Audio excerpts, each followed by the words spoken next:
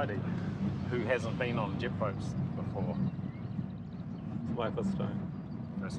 First time for everyone. All right, no, been on jet boats before. Who's been on the Whanganui River before? Happy. Okay. So we're gonna head downstream from here about 25 minutes to a place called Kiriko. Nothing really significant at Kiriko there, but we'll stop and tell a few stories on the way down about the history of the river, and then 25 minutes back up, so we should be back here by about 12 o'clock. So this river, Whanganui River, is the third longest river in New Zealand, and it's the longest navigable river in New Zealand. So total distance is about 300 kilometres. It starts off up in Mount Tongariro in the central North Island, not too far from here, where the three mountains hang out together, and so 300 kilometres all the way down to the coast, and 250 kilometres of this river is navigable by jet boat, canoe, anything that floats really. So yeah, there's a huge amount of history on this river, but we'll talk a little bit about the history as we go down and come back up. So I'll just run everyone through a quick safety brief before we head off. So yeah, just like everybody to remain seated at all times. There's no need to stand up in the boat at all. Keep your arms and hands inside the boat. I'm really not too worried about that because we're more of a scenic cruise than we're not quite up there with the shot over jet or the hooker jet as far as, you know, hardcore rides go. Handle rails here in front of you for obvious reasons, and so we'll do some 360 spins on the boat today.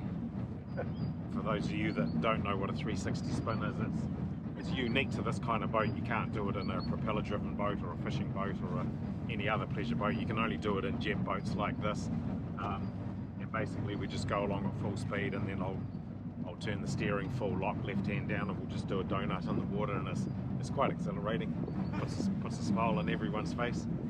So we can only do that in sort of wider, deeper areas, and just before we get to that jet spin area, I'll give you a signal like this, okay? So just be aware that we're coming up to do a jet spin, and then you'll hear the boat engine speed up, we'll go faster, and then I'll give you that signal one more time, okay?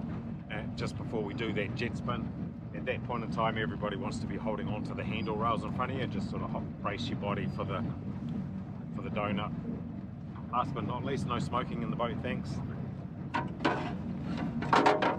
Just a bit of safety equipment on this boat. Up front here there's a black backpack, and inside that is a first aid kit and a defibrillator.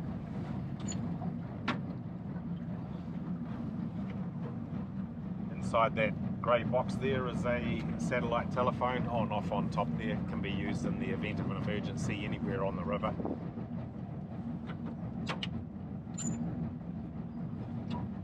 Digital radio here, basically a walkie-talkie or a two-way radio, which is connected back with our base at the motel, so that can be used in the event of an emergency as well. And underneath my seat here, on the wall, is a emergency locator beacon, which has got to be manually activated in the event of an emergency. So, any questions before we head off?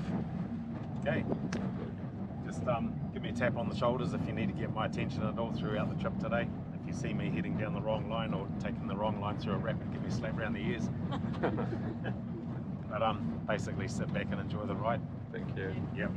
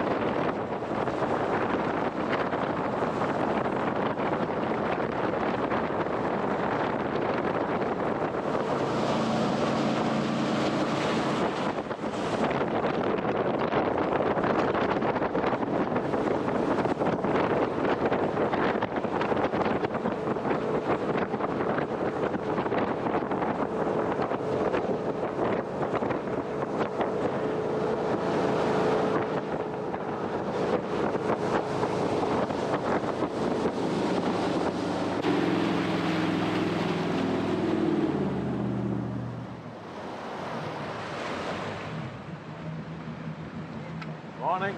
Morning. Well done. Lovely. Bit of entertainment. Let's see it. No one else will just me.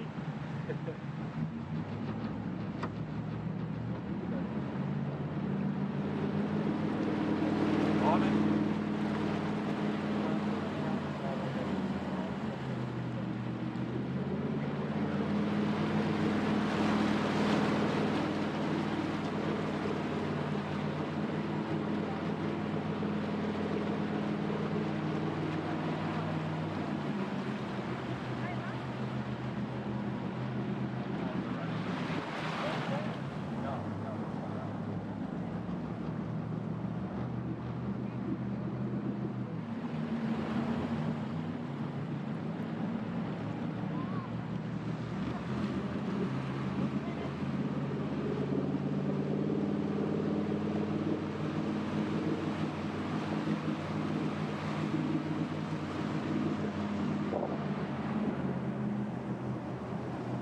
See the big boulder in there? Oh, yeah. Don't want to hit that. Yeah, there are a few.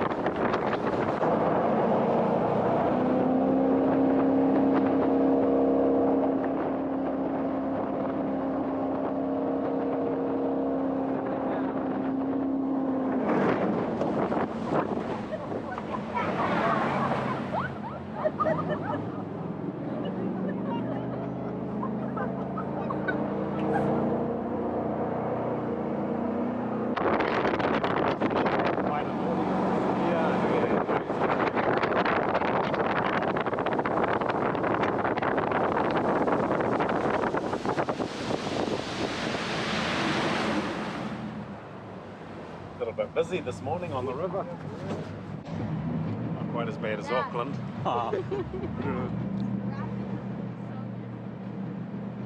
Next time. Next time.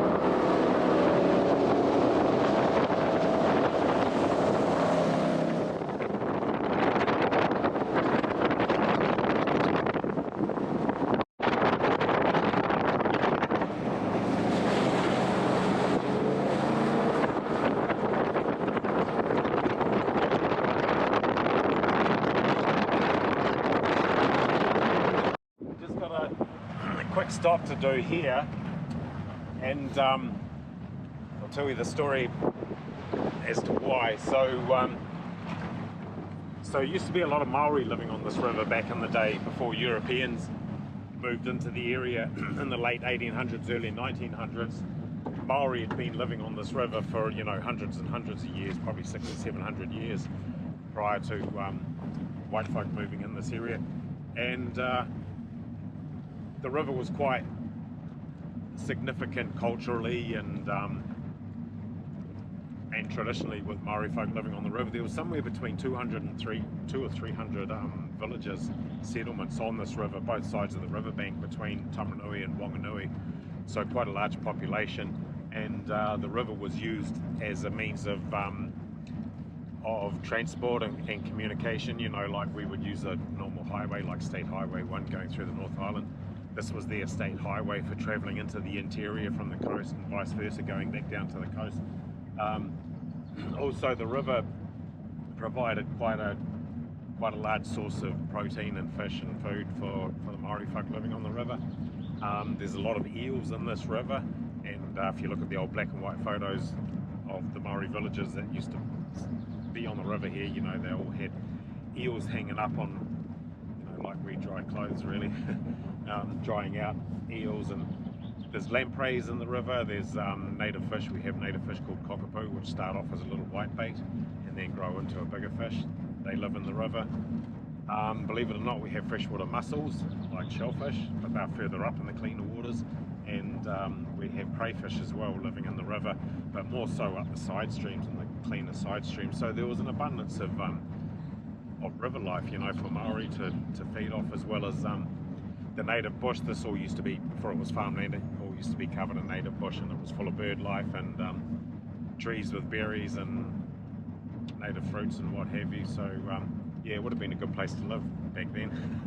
It's changed a little bit now, you know, with all the agriculture that's taken place, and now we're sort of moving into monoculture forestry. You notice a few pine plantations on both sides of the river there, and that's all carbon forestry, which is farmland that's sheep and beef farmland that's been converted into carbon forests. Anyhow, with Maori tradition and Maori beliefs and superstition to a certain degree, you know, they believe in what we call taniwha, and taniwha is like a naga, like a dragon, like a water reptile, water serpent, that live in various waterways around New Zealand, and this river's no different. There's several areas that we know of, you know, according to Maori tradition, where taniwha live. This particular stretch here is home to quite a notorious taniwha. His name is Tūtanga Kino, and it was always tradition back in the day that for any of the Maori folk travelling up and down past this rock here in their waka canoes, it was expected of them to stop here and leave a green branch of some sort, to say a little karakia or a little prayer, and that would sort of guarantee them safe passage without Tūtanga Kino showing his presence. And for those that sailed on past this island here and didn't stop and pay their respects, then the taniwha would show his presence, and there'd be mayhems and boats tipped over and what have you. So anyhow, so it's an old story, but we sort of carry on that tradition, and so I'm just going to pull in here and leave a fern leaf on there. I'll say a little karakia and then we'll carry on down. Sure. Yeah.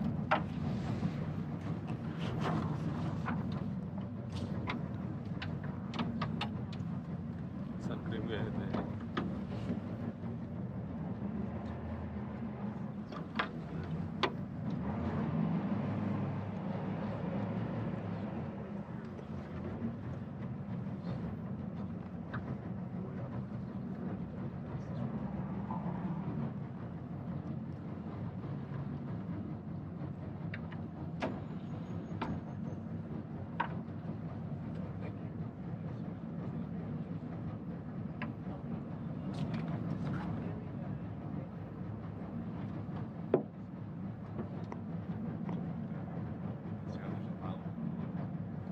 What's the karakia you're saying?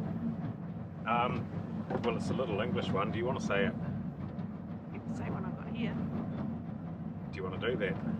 Come and stand up front. Oh no. No. Okay. Go I for have to it. read it though. Yep. Ki hora te marino, ki whakapapa pana mo te moana. He hoia mai e mai tātou I rangi nei. Ara hoi a te, ara hoi mai te tātou toe, hui e taki e. Well And that done. says, may peace be right spread, may the sea be like greenstone, a pathway for all of us that stay. Let us show respect for each other and for one another. Bind us together. Perfect.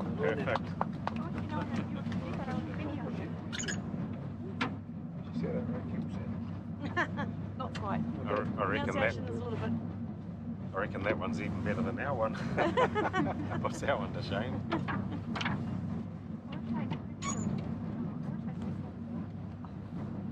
So I'll do that on the first run in the morning. Like I've got 2 runs on today. When I come back through this afternoon, I won't need to do another one. And as for the canoeists back there, I'm not too sure whether they know Spread it out about for the them. tradition. Yeah. Tipped over. It's all gonna drown. Yeah. Stop it.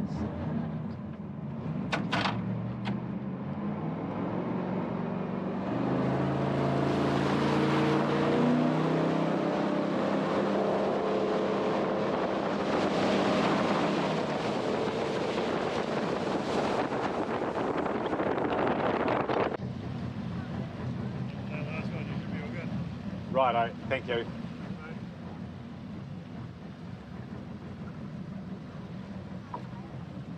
Are you guys going to? Where are you going to? We're going to Takahoro tonight. Okay, have fun.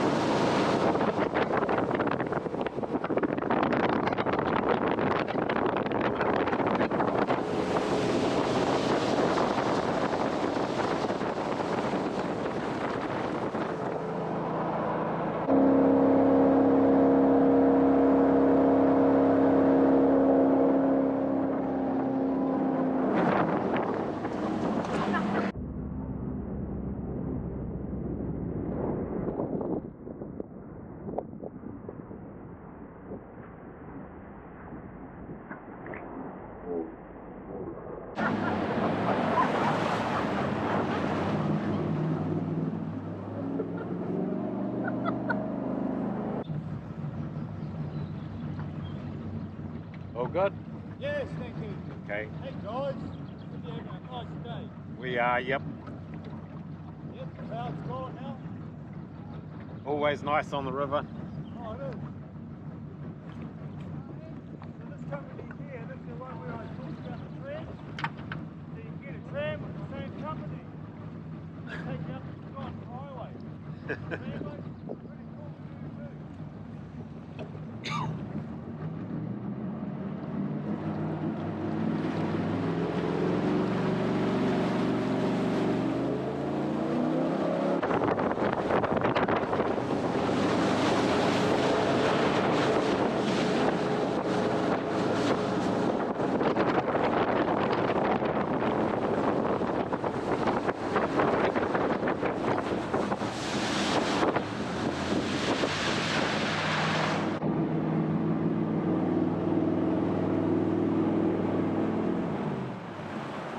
Also, this line of rocks here is man-made. It's not a natural feature.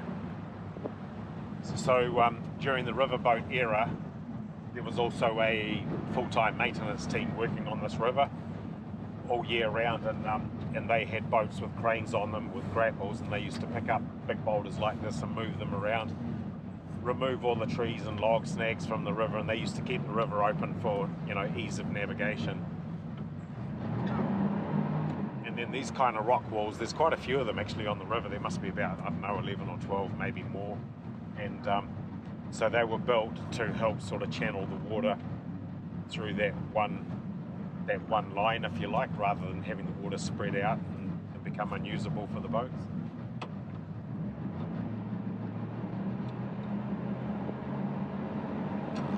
Last October, this was all underwater, under floodwater, like it would have been quite a raging river, and all of these trees were completely stripped of leaves and they were under the water. That's why they're all bent over